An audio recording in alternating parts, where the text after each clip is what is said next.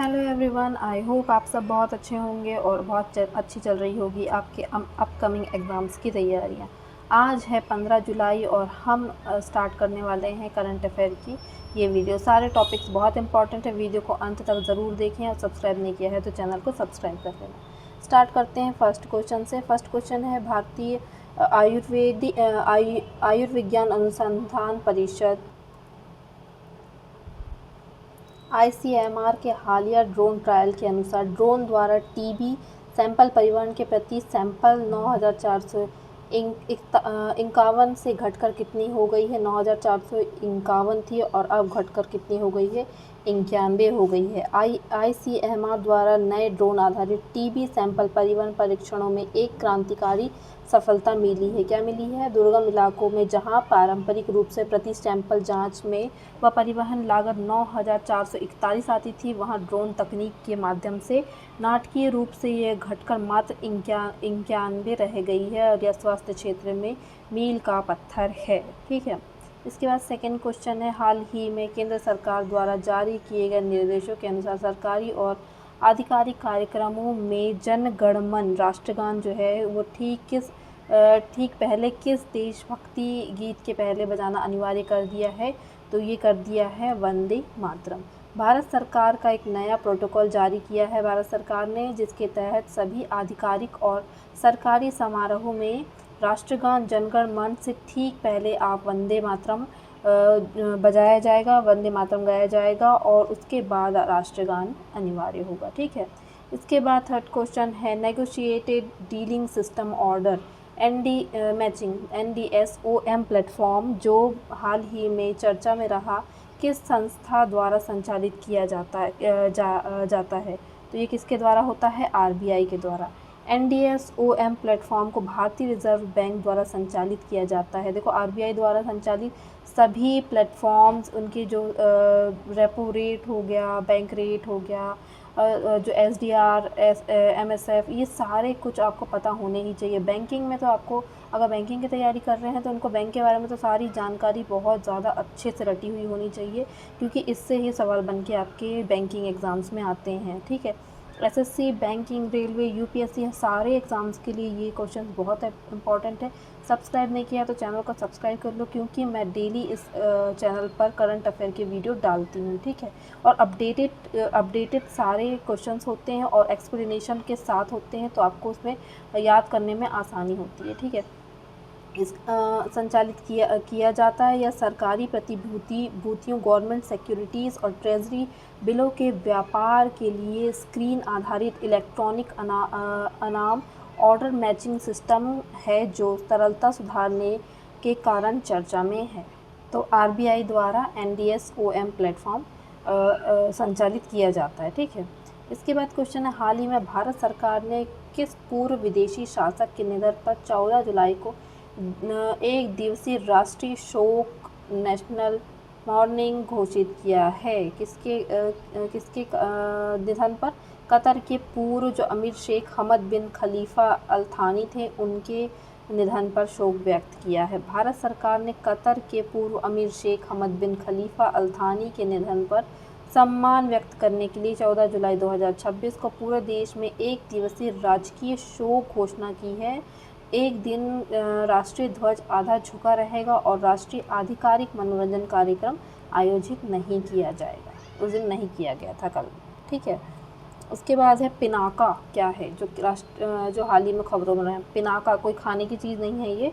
ये एक मिसाइल है, जो एंटी टैंक मिसाइल है, भारत की पहली स्वदेशी एंटी टैंक मिसाइल ये है। ठीक है। पिनाका एक स्वदेशी मल्टी बैरल रॉकेट लॉन्चर है जो पिनाका लॉन्ग रेंज ये long range guided rocket system है। रॉकेट है, मिसाइल नहीं है, रॉकेट है। ठीक है।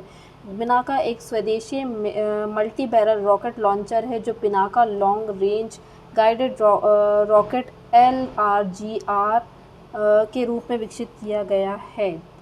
यह भारतीय सेना की मारक क्षमता को बहुत मजबूत करता है। इससे सुरक्षा अनुसंधान और जो विकास संगठन है, जिसे DRDO द्वारा विकसित किया गया है। ठीक है। किसे किया गया? Long range guided rocket missile, Pinaka. ठीक है। इसके बाद हाल ही में किस मंत्रालय ने नमस्ते डे मनाया है? नमस्ते डे किसने मनाया है यहाँ पे? सामाजिक न्याय और आधिकारिता मंत्रालय द्वारा, सामाजिक न्याय और आधिकारिता मंत्रालय द्वारा 14 जुलाई को नमस्ते डे मनाया गया है। Namaste national action for mechanised sanitation ecosystem योजना का मुख्य उद्देश्य क्या है? स्वच्छता कार्यों में शून्य दुर्घटनाएं सुनिश्चित करना, जो कर्मचारियों को सुरक्षा प्रदान करना और उन्हें मशीनीकृत सफाई के लिए सशक्त करना, इसका उद्देश्य है नमस्ते डे का। ठीक है, इसलिए सामाजिक न्याय और आधिकारिता मंत्रालय द्वारा इसे बनाया गया है।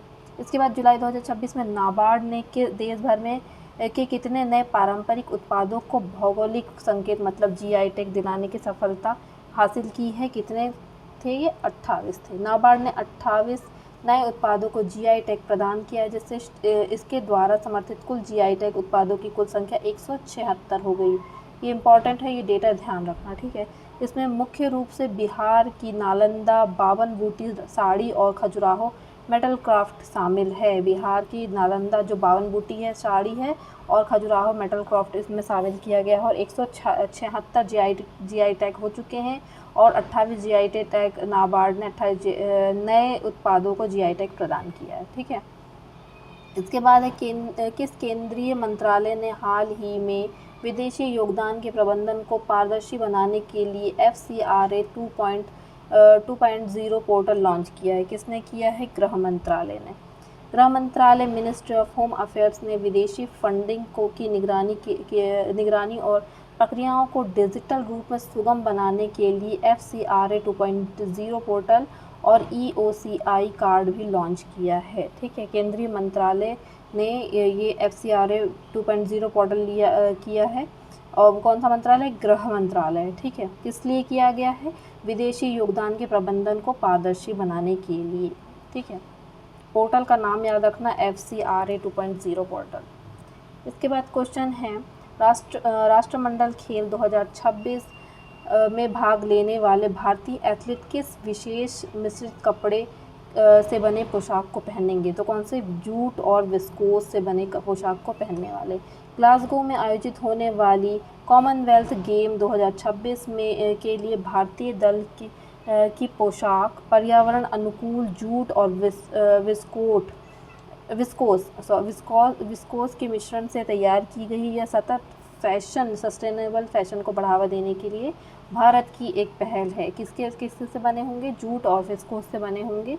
ये कौन पहनने वाले हैं? एथलीट, जो भारतीय एथलीट खिलाड़ी हैं ये पहनने वाले हैं। ठीक है, कहाँ पे होगा ये आयोजन? ये होगा ग्लासगो में। ठीक है, ग्लासगो में और क्या हुआ था? ग्लासगो में 26 कॉप हुआ था, या ध्यान रखना COP 26 ग्लासगो में हुआ था। ठीक है, इसके बाद अगला क्वेश्चन है जुलाई 2026 में भारत और किस देश के बीच टोक्यो में 8वां रक्षा नीति संवाद डिफेंस पॉलिटी डायलॉग आयोजित किया गया? कहाँ पे किया गया था? जापान के साथ। भारत और जापान के बीच 13 जुलाई 2026 को टोक्यो में 8वीं रक्षा नीति वार्ता आयोजित हुई थी।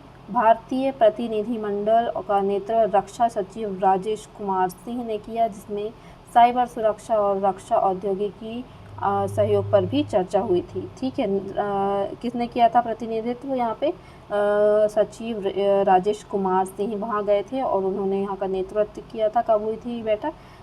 ये हुई थी जापान में 13 जुलाई को। भारत और जापान के बीच 13 जुलाई 2026 को टोक्यो में हुई थी। ठीक है, ये सारे क्वेश्चंस बहुत इंपॉर्टेंट है, ध्यान रखना इन क्वेश्चंस को पढ़ना और एक बार अच्छे से रिवाइज कर लोगे तो ये क्वेश्चंस याद रह जाएंगे। ठीक है, अगर आपने अभी तक के चैनल को सब्सक्राइब नहीं किया है तो चैनल को सब्सक्राइब करना ना भूलें और चैनल को लाइक भी कर देना। Thanks for watching.